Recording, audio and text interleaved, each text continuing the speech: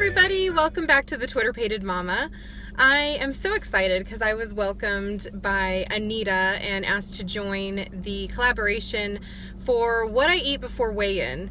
And I had to think about this one because I eat all kinds of different things, but typically I eat out the day before weigh-in. And my weigh-in day is Saturday mornings.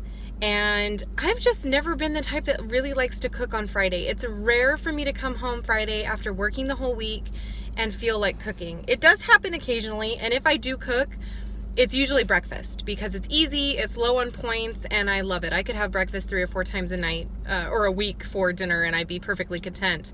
But normally on Fridays, I'm tired, I'm overcooking, and we eat out. So the truth is, for me, before weigh-ins, I'm usually eating out, and that hasn't really been a problem. I think if you're doing the program, you're tracking, you're getting your exercise, you're doing what you're supposed to be doing, and you're, on the path of losing weight, it really doesn't matter what you're going to have that night before.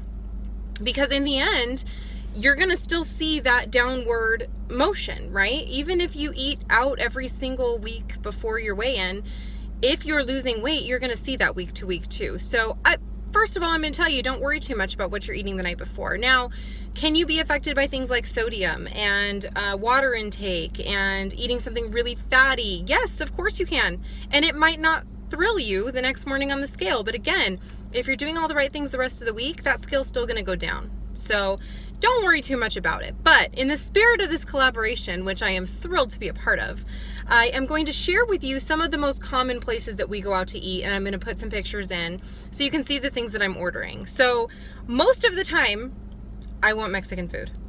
99% of the time, if we are eating out, I'm going to suggest a Mexican restaurant. So I have one local restaurant that I freaking love, but I think it's only in Las Vegas, so I'm not going to include that. But one that I know is in several states is Cafe Rio.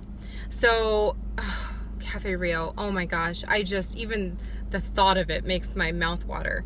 But what I like to get there is 1 enchilada on a corn tortilla. I get the grilled chicken with red sauce, rice and beans, light on the cheese. Now, if they do a full-on serving of cheese, you're looking at 8 smart points. That is a lot of cheese. So I asked them for light. It looks like about half, and that's what I track is half of their cheese. And I love to get extra pico, extra lettuce, and kind of make my enchilada into a little bit of a salad.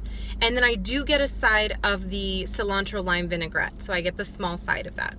For all of those things with the rice and black beans, it comes to 12 smart points. That's a reasonable dinner in my book. So Cafe Rio is a hit. I have that quite often. It's delicious. It's filling. I don't know who doesn't love Cafe Rio. Second place that I go to most frequently is Chick-fil-A. We just recently got a Chick-fil-A here in Las Vegas. We didn't have one for a very long time. So not everyone loves it, but I love it. I'm a chicken fiend. I could have chicken every single night and be fine with it. Now, I know that you can go to Chick-fil-A and have a 0-point meal. I know that. But I don't do that. I love their waffle fries. I love them. I think they're so delicious. So on a typical night that I'm going to Chick-fil-A, I'm getting the grilled nuggets, which are fantastic. I get those with 1 side of the buffalo sauce. So 0 points for the chicken, 1 smart point for the sauce. And then I do get the small fry, and it is so delicious. It's 9 smart points for the small French fry. I will take that 9 with my 0-point chicken and my 1-point sauce. Now, if I have a ketchup, I'm going to add another sauce to that, another point. But without the ketchup, it's going to be 10 smart points. Totally reasonable dinner. Third place I go most frequently is Port of Subs. Now, I'm really not sure if this is in lots of different places, but it's like a Subway, just better, in my opinion, in my humble opinion. I prefer Port of Subs. I get the small turkey ham and provolone. Sometimes I get real saucy and I'll substitute pepper jack for that provolone. But typically I get this on a wheat roll with light mayo mustard, very light, barely on the bun. And this comes to 9 smart points, and I can load that sucker full of whatever veggies I get. Me personally, I like spinach and lettuce and pickles and jalapenos. I do like it a little bit spicy, but it's so good, it's so filling, and a small is just fine. Just fine.